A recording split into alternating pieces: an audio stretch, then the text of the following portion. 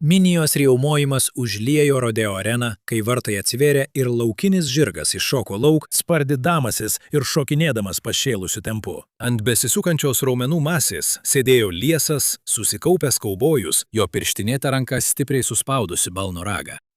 Skibergs gyveno vien tomis 8 adrenalino kupinomis sekundėmis. 26 metų kaubojui niekas neprilygo jauduliui laikytis, įsikibus į pasiutusį žirgą. Jo aukštas kūnas sukosi išvien su žvėrimi. Apačioje kanopos daužė žemę. Odos kvapas, gyvulių ir arenos dulkės tvyrančios ore. Triukšminga minė šaukė, kad nori dar. Ski gimė jauti ir visi žinojo jo vardą. Kol vieną lemtingą 2023 metais naktį minios ovacijos virto tyliais siaubo aiktelėjimais. Viena iš rodeo kylančių jaunųjų žvaigždžių leidosi į savo paskutinį pasirodymą. Kas nutiko šiam profesionaliam bronko raiteliui tomis paskutinėmis siaubingomis akimirkomis? Gimęs Preskote, Arizonoje, Ski užaugo mėgdamas odos dirbinius, kantri muziką ir viską, kas susiję su kaubojais. Būdamas berniukų Teksase, jis išklijavo savo kambarį Deivio Kroketo suvenyrais ir piešė gyvybingas vesterno scenas ant popieriaus skiaučių, svajodamas apie rodeo šlovę, kuri jo laukė. Kai jis pirmą kartą užsėdo ant žirgo būdamas 6, jo tėvai stebėjo, kaip jų liesas, šviesiaplaukis sūnus akimirksniu įvaldė balną, tarsi būtų jodinėjęs dešimtmečius. Mažasis Ski valandų valandas ant šeimos senos kumelės lavino bronko jojimo judesius, stipriai laikydamasis jos trumpos karčios, kol ji ramiai ganėsi pievoje. Vidurinėje mokykloje Ski dominavo balninio bronko ir rančios bronko jojimo varžybose Teksaso rodeo grandinėje. Jis ir jo ištikimasis Palomino Smarty laimėjo tiek daug bendros įskaitos titulų, kad Ski turėjo laikyti savo blizgančių diržų saktelių kolekciją milžiniškame lagamine. Tarp rodeo pasirodymų jis grodavo akustinę gitarą. Elvio dainų koverius vietinėme country bare arba savo garažo dirbtuvėse gamindavo pagal užsakymą išraižytus kaubojiškus batus. Senasis boomboxas tyliai grojo George'o Straito dainas ir lydėjo jį per naktį. Jo mama Diane apibūdino jį kaip talentingiausią, nepaprastai juokingą, meninį, muzikalų retro talentų rinkinį.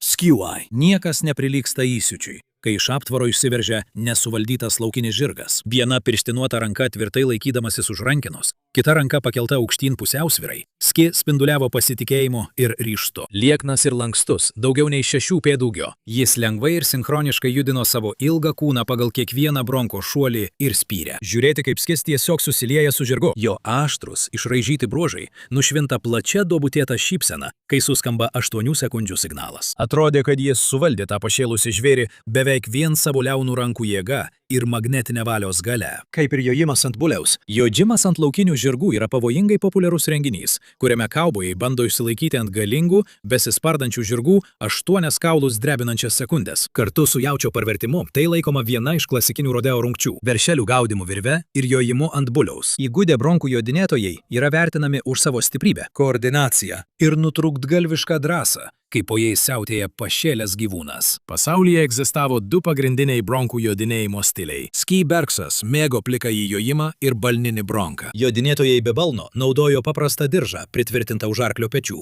už kurio laikėsi iš visų jėgų, kai milžiniški gyvūnai išsiverždavo iš gardo, apsisukdami ir spardydamiesi, bei atlikdami vadinamąjį sunfishing judesį. Balninis bronkas buvo Ski stichija, leidžia raiteliams naudoti specialią vakarietišką balną su laisvai judančiomis kilpomis, bet be rago atramai.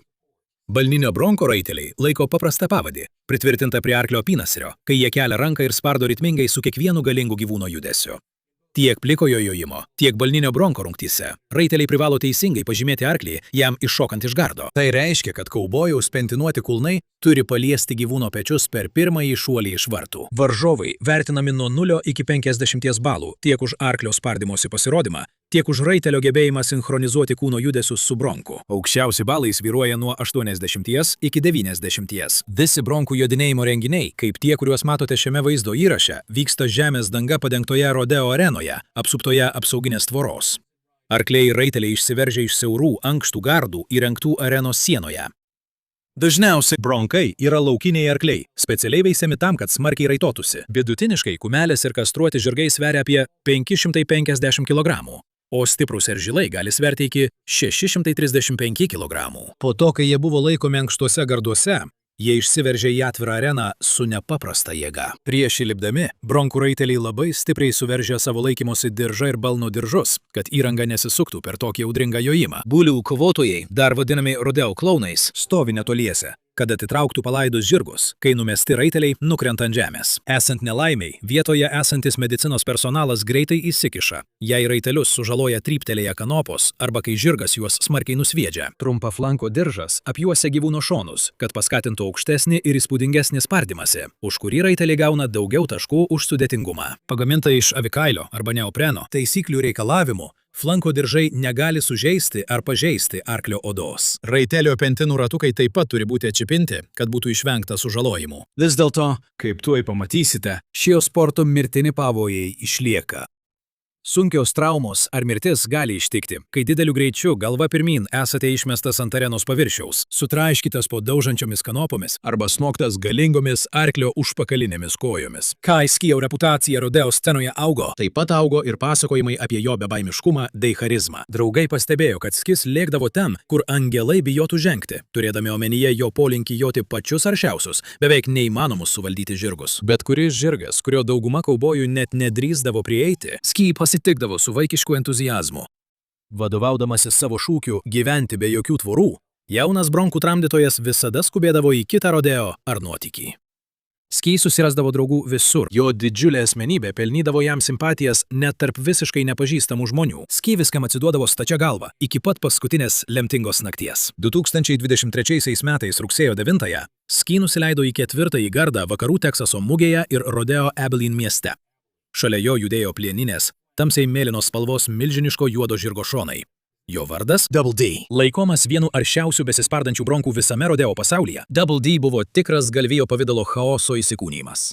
1350 svarų įniršio ant 4 kojų. Vienas žvilgsnis į tas liepsnojančias raudonas akis ir dauguma kaubojų nebenorėjo su juo turėti reikalų. Bet ne Ski.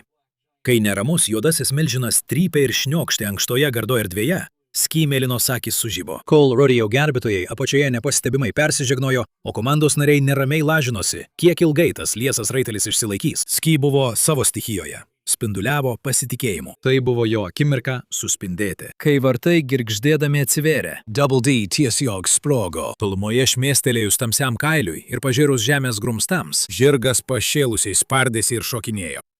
Ski stipriai laikėsi, kai bronkas šokinėjo ir staigiai keitė kryptį. Vienu svaiginančiu momentu Ski visiškai atsidūrė aukštyn kojomis po besisukančių gyvūnų. Praėjus kelioms sekundėms Double D padarė stiprų persivertimą, kuris išmetė Ski į orą.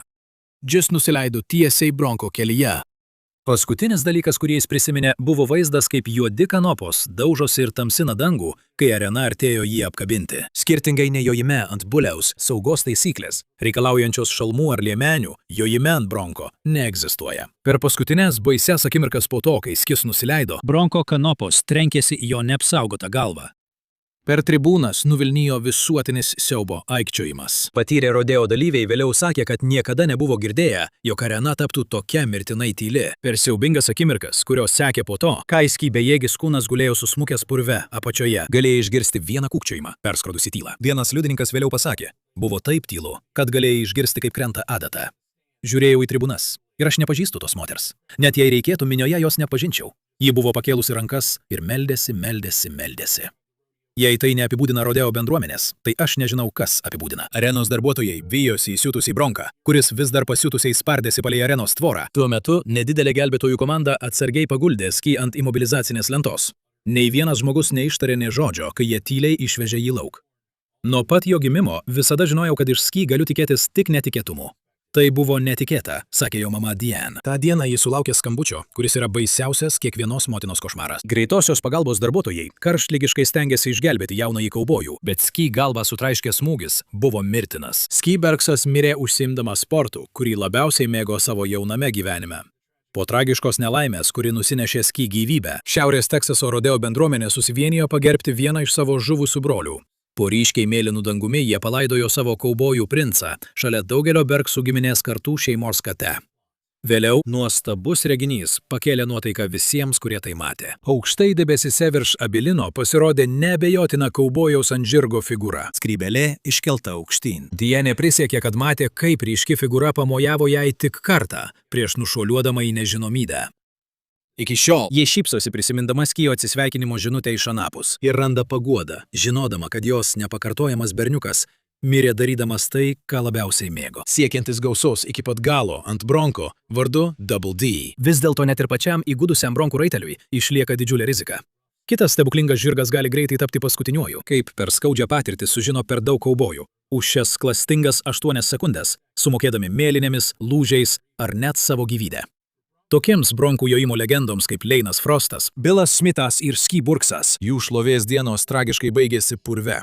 Po negailestingais kanopomis, po drąsių, bet mirtinai pasibaigusių jojimų. Nors jei paklaustumėte bet kurio, jie galėtų pasakyti, kad yra kur kas blogesnių būdų mirti avint kaubojiškus batus, nei kovojant su dideliais, užsispyrusiais bronkais, kurių neįmanoma prijaukinti.